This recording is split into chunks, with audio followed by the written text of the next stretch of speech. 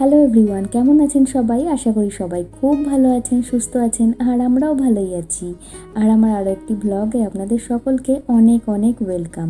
তো আজ আবারও একটু পুরোনো দিনের ব্লগে ফিরে যাই। আজ আবারও একটা আমার নিউ বর্ন অর্জুনের ভিডিও নিয়ে এসেছি।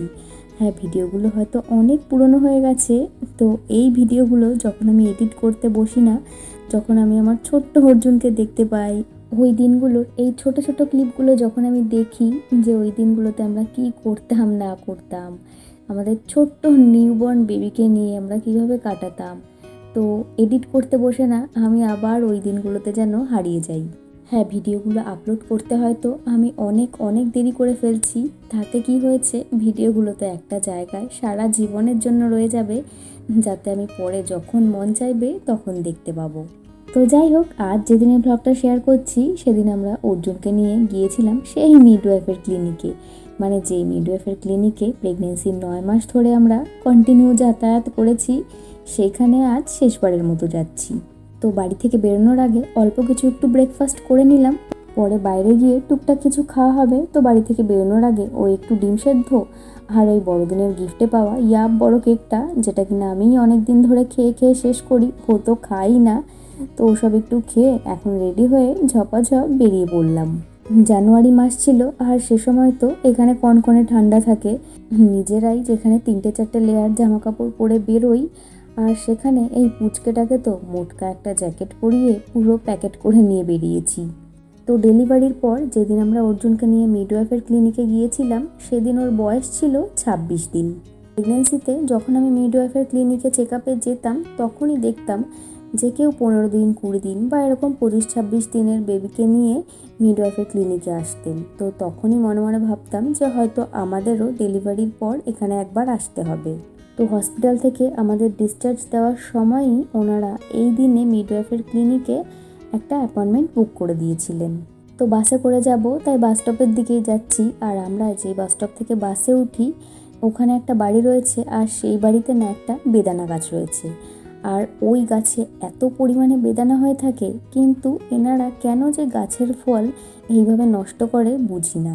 তবে সবাই আবার না, কেউ কেউ নিজের বাড়ির গাছের ফল নিজেরা পেড়ে খান, একে ওকে দিয়ে থাকেন। হ্যাঁ, তবে বেশিরভাগ বাড়িতেই দেখি এই গাছের ফল গাছেই পচে পচে নষ্ট হয়ে যায়। এই যে দেখুন না, এই গাছটায় কি পরিমাণে বেদানা হয়েছিল, সব তো নিচে পড়ে পচে পচে নষ্ট হচ্ছে, আর বাকি যেগুলো গাছে রয়েছে ওগুলো গাছেই শুকিয়ে যাচ্ছে। আর এই যে এদিকে আমাদের বাসও চলে এসেছে, তো আমরা বাসে উঠে পড়েছি। তো চলুন, মিডওয়াইফের ক্লিনিকে পৌঁছে দেখা হচ্ছে। তো এই যে কথা বলতে বলতে চলেও এসেছি আমরা মিডওয়াইফের ক্লিনিকে। আর আজকে আমাদেরকে এখানে কি জন্য আসতে বলা হয়েছে সে ব্যাপারে তো আমার সেরকম কোনো এক্সপিরিয়েন্স ছিল না। ফার্স্ট টাইম যেহেতু সব কিছুই নতুন, তো কী বার হবে, হয়তো ডেলিভারির পরে আমার আরও একবার চেক আপ হবে। তো যাই হোক, চলুন আগে ভেতরে যাওয়া যাক, ভেতরে গিয়ে দেখি আজকে কি হয় না হয়। তারপর এখান থেকে বেরিয়ে আপনাদেরকে জানাচ্ছি যে আজকে এখানে কি হলো না হলো, আর বেবি ডেলিভারির কিছুদিন পরে মিডওয়াইফের ক্লিনিকে আবার কেন আসতে হয়।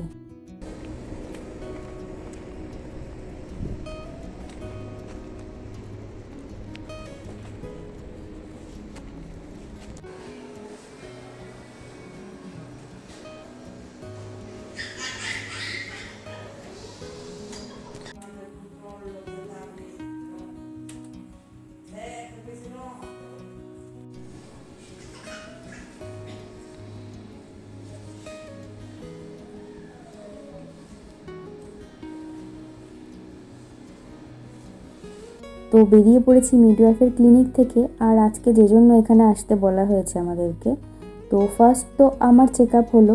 আর আমার চেক আপ বলতে ওই প্রেগনেন্সিতে সকলেই জানে ইউটেরাসটা অনেকটা বড় হয়ে যায়, তো সেটাই চেক করলো যে কতটা কি সাইজে এসেছে না এসেছে বা কতটা ভেতরের দিকে গেছে সেটা।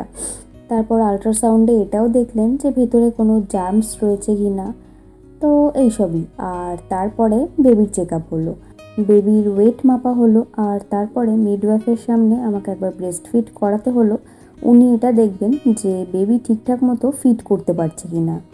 তো যাই হোক, সব কিছু ঠিকঠাকই ছিল, নর্মালি ছিল। তো এখন এখান থেকে বেরিয়ে এই ক্লিনিকের বাইরেই একটা ক্যাফেটেরিয়া রয়েছে, এখানে আমরা অনেকবার ব্রেকফাস্ট করেছি। যেদিন যেদিন তো আমাদের সকাল সকাল অ্যাপয়েন্টমেন্ট থাকতো এখানে, সেদিন সেদিন তো আমরা এখানে এসে ব্রেকফাস্ট করতাম। তো এখন এখানে শেষবারের মতো ব্রেকফাস্ট করছি, আর পুরো জায়গাটাকে একবার ভালো করে দেখে নিচ্ছি। এই জায়গাটার সাথে যে আমাদের কত স্মৃতি জড়িয়ে রয়েছে, সময় যে কী করে চলে যায়।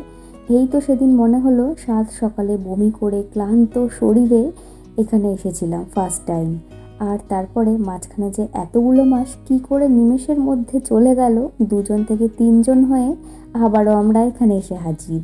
ও না, শেষবারের মতো না, ওই দিন যে আমরা গিয়েছিলাম তারও 10-12 দিন পরে আবারও একটা অ্যাপয়েন্টমেন্ট দিয়েছিলেন।